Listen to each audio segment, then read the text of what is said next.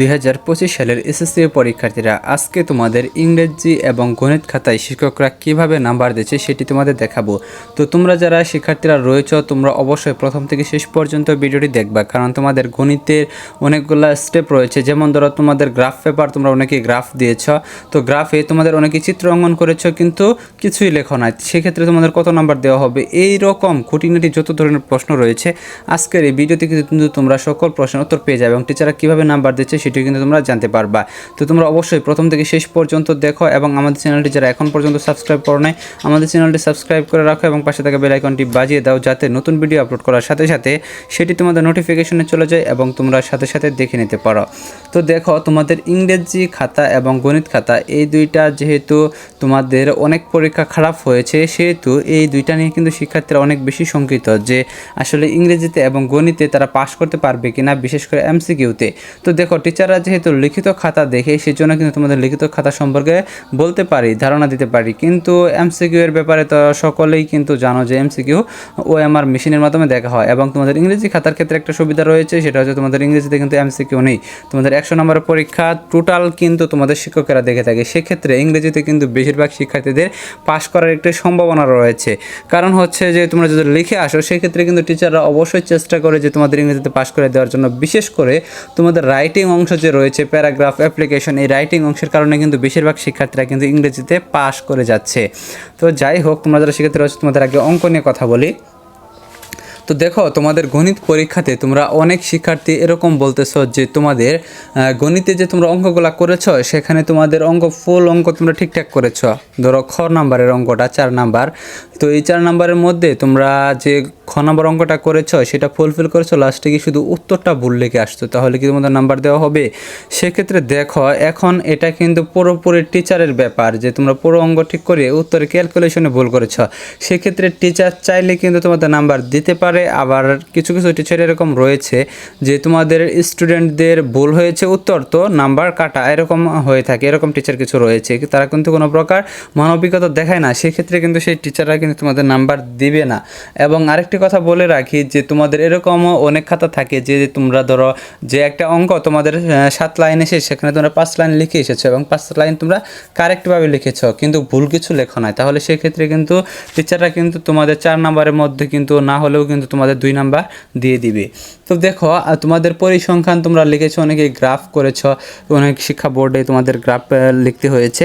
তো এই গ্রাফে তোমাদের যে নাম্বার রয়েছে 4 নাম্বার, তো এই 4 নাম্বারের মধ্যে তোমরা শুধু গ্রাফ এঁকে আঁকাইছো অথবা এরকম হয়েছে যে তোমরা গ্রাফ আঁকাইতে পারো না, শুধু লিখে আসছো, সেক্ষেত্রে তোমাদের নাম্বারটা দেওয়া হবে কিভাবে? তো সেক্ষেত্রে তোমাদের নাম্বার এরকমভাবে দেওয়া হবে যে তোমরা যদি শুধু গ্রাফ যদি আঁকাই থাকো তাহলে তোমাদের 2 নাম্বার দেওয়া হবে, যদি শুধু তোমরা লিখে আসো তাহলেও কিন্তু তোমাদের 2 নাম্বার দেওয়া হবে। তো তোমরা গ্রাফ আঁকাইছো কিন্তু লেখো না, তার মানে যে তোমাদের নাম্বার দেওয়া হবে না, বিষয়টা কিন্তু এরকম না, তোমাদের কিন্তু নাম্বার দেওয়া হবে।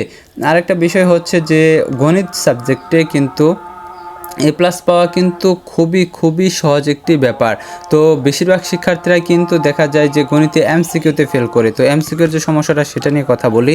তো তোমরা জানো যে তোমাদের এমসিকিউতে কিন্তু তোমাদের খাতাটা কিন্তু মেশিনের মাধ্যমে দেখা হয়ে থাকে এবং অনেক শিক্ষার্থী এমসিকিউতে ভালো রেজাল্ট করেও কিন্তু ফেল করে যায়। কিসের জন্য ফেল করে? সেটা হচ্ছে যে তাদের ওএমআর শিটে কিন্তু তারা সঠিকভাবে সেট কোড লিখে না, অথবা দেখা যায় যে তাদের রোল নাম্বার, রেজিস্ট্রেশন নাম্বার এগুলো ভুল করে থাকে। উপরে বক্সে যেগুলো রয়েছে সেখানে দেখা যায় যে সংখ্যাগুলো লিখতে হয় সেখানে ভুল লিখে, অথবা বৃত্ত ভরাটে গিয়ে তারা ভুল করে, নানা ধরনের ভুল করার কারণে কিন্তু তাদের রেজাল্টটা কিন্তু ফেল চলে আসে। ভালো রেজাল্ট করার কারণেও, মানে তারা ভালো রেজাল্ট করেছে তারপরেও তাদের রেজাল্ট ফেল চলে আসছে।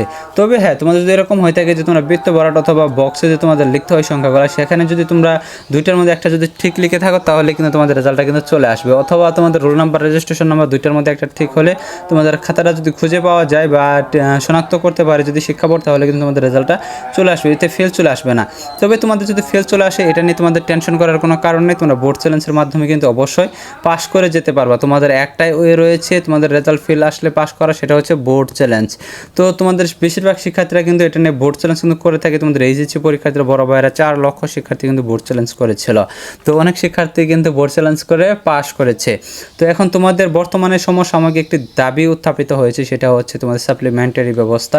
তো এটি আসলে চালু করা হয় কিনা সেটি আমাদের দেখতে হবে। এটি যদি চালু করা হয় তবে তোমরা যারা শিক্ষার্থীরা ফেল করবা তাদের জন্য কিন্তু এটা বিশাল একটা সুযোগ হয়ে দাঁড়াবে তোমাদের পাস করে যাওয়ার জন্য, বা তোমাদের যারা ব্যাচমেট রয়েছে তাদের সাথে কলেজে ভর্তি হওয়ার জন্য। তো যাই হোক, তোমাদের ইংরেজি নিয়ে এখন কথা বলি। তো ইংরেজি যেহেতু তোমাদের 2টা পত্র মিলে তোমাদের রেজাল্ট প্রকাশিত হবে, তো ইংরেজি 2টা পরীক্ষা ইতিমধ্যে তোমাদের শেষ হয়ে গেছে প্রথম দিকে। তো তোমাদের ইংরেজি খাতা দেখা অলরেডি শুরু হয়ে গিয়েছে। তো ইংরেজিতে তোমাদের কিভাবে নাম্বার দেওয়া হবে সেটি বলি। তো দেখো, ইংরেজিতে তোমাদের বেশিরভাগ শিক্ষার্থীরা পাস করতেছে কিসের জন্য জানো? তোমরা তো আসলে পরীক্ষা দিয়েছো, কিন্তু খাতা কে দেখছে বা কোথায় দেখছে বা কোন টিচাররা খাতা দেখে তাদের কাছে খোঁজখবর নিচ্ছ না, জানছো না। তো ইংরেজিতে পাস করার যে মূল কারণটা আমি দেখলাম সেটা হচ্ছে যে তোমাদের রাইটিং অংশ। তো তোমাদের গ্রামার অংশ রয়েছে, অথবা তোমাদের যে সিন পেসেস বা আনসিন পেসেস যে অংশটা রয়েছে বইয়ের অংশটা, সেখানে কিন্তু শিক্ষার্থীরা বেশি একটা নাম্বার তুলতে পারে নাই। যা দেখলাম সেখানে কিন্তু শিক্ষার্থীরা পাস করার মতো নাম্বার তুলতে পারে নাই। তো তাদের পাস করার মতো নাম্বার উঠে আসছে কোথায়? রাইটিং অংশে। সেখানে প্যারাগ্রাফ লিখে, অ্যাপ্লিকেশন লিখে, বা ডায়লগ লিখে, বা কম্পোজিশন লিখে, এখানে কিন্তু শিক্ষার্থীদের কিন্তু বিশাল একটা নাম্বার কিন্তু যোগ হয়ে যাচ্ছে। এর জন্য ইংরেজিতে কিন্তু ফেলের সংখ্যা কিন্তু অনেক অনেক কম।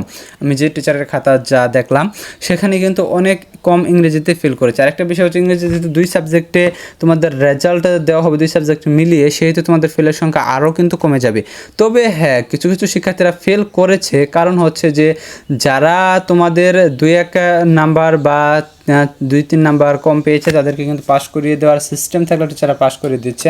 কিন্তু যারা খাতায় লিখতেই পারে নাই বা লিখেই নাই, তাদের তো পাস করিয়ে দেওয়ার কোনো উপায় নেই, তারা কিন্তু পাস করতে পারছে না। এরকম কিন্তু অনেক শিক্ষার্থী রয়েছে। তো প্রত্যেক বছর কিছু কিছু স্কুল বের হয় যেখানে কিন্তু শতভাগ শিক্ষার্থী ফেল করে থাকে। এরকম 4-5টা স্কুল কিন্তু প্রত্যেক বছর কিন্তু দেখা যায় যে বের হয়। এগুলা কিন্তু দেখা যায় টিভিতে নিউজ চ্যানেলেও চলে আসে। তো ওইসব শিক্ষার্থীরা তো অবশ্যই ফেল করবে, কারণ তাদের পাস করার কোনো ওয়ে নেই। তাদের শিক্ষা ব্যবস্থা বা তাদের স্কুলে আসলে কী পরিমাণ পড়াশোনা হয় সেটা আসলে তারাই ভালো বলতে পারবে, এবং স্টুডেন্টরা যারা পড়াশোনা করে তারাই ভালো বলতে পারবে যে একটা স্কুলে শতভাগ ফেল, এটা আসলে কীভাবে সম্ভব।